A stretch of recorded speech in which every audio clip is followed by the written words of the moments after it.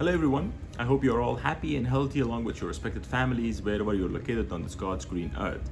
I would like to talk to you about the recent decree by the Taliban leadership that further imposes restrictions upon Afghan women and girls, basically denying them the right to even speak because their voices are considered to be illegal under their new decree, and they should cover their faces and bodies from head to toe, and basically just don't be seen, don't be heard, and don't exist is the primary message of this decree. This group and this leadership, they were imposing similar restrictions upon the Afghan women and girls, upon Afghan population in their first regime for 6 years. They denied the Afghan population, and particularly Afghan women and girls, from advancement, from education, from access to healthcare, from access to economy, from politics, from culture, from freedom of movement. So basically they denied the whole nation from moving ahead towards prosperity and progress.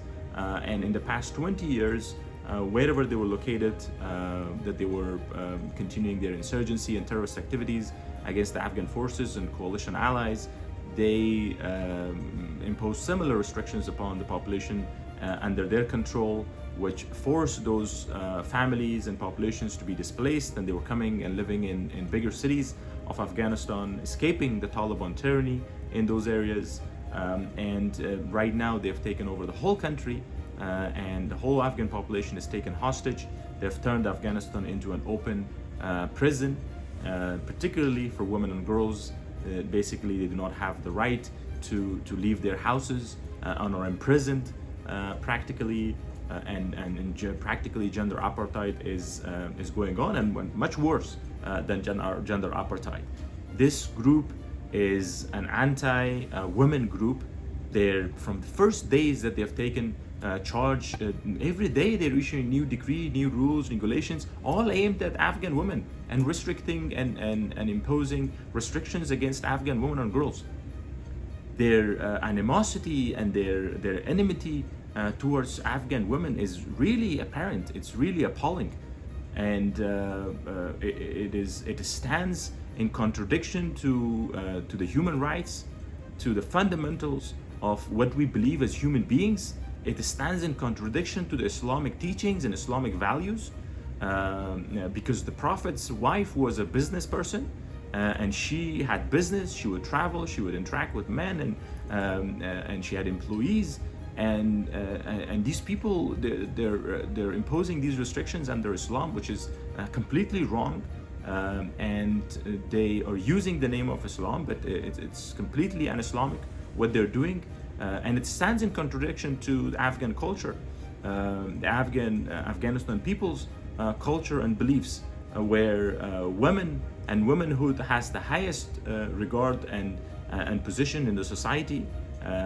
Women are considered to be mothers, considered to be daughters, considered to be sisters, and considered to be wives, and as such their positions are dignified. Their positions are significantly respected in the Afghan culture, where men are generally considered to be as servants of the women in the society, and not vice versa.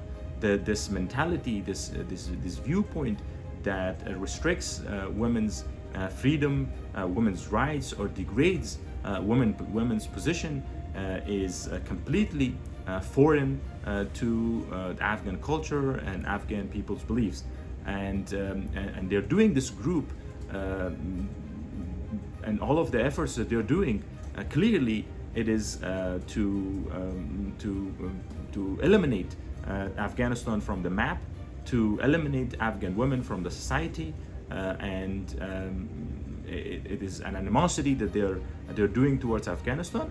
And clearly we know that it is something that has been dictated by their foreign sponsors, and their foreign sponsors are in the neighboring countries.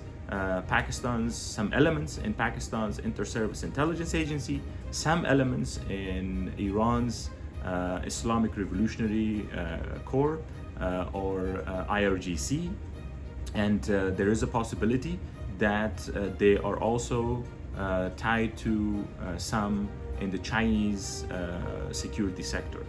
These three organizations, these three countries have been coordinating their efforts in support of the Taliban previously and in the past 20 years, and particularly in the last 3 years.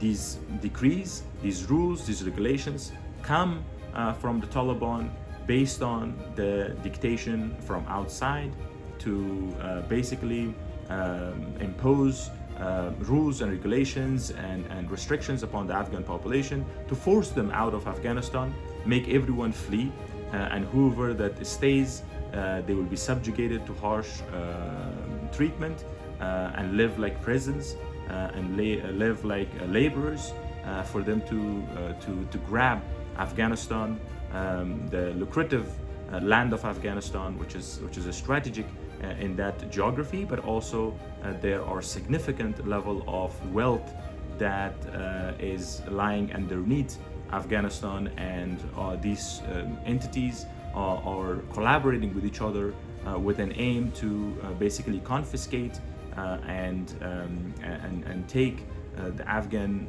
resources, underground resources, for them without paying much. By having a group that is under their control and is controlled by them to be in charge of Afghanistan. It's very clear. It's a designed process. It's a designed objective that they are pursuing.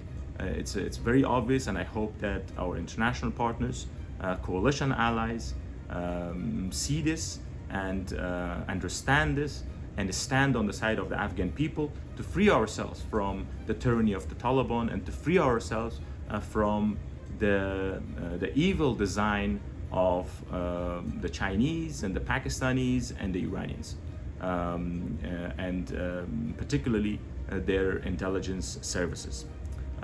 Thank you very much.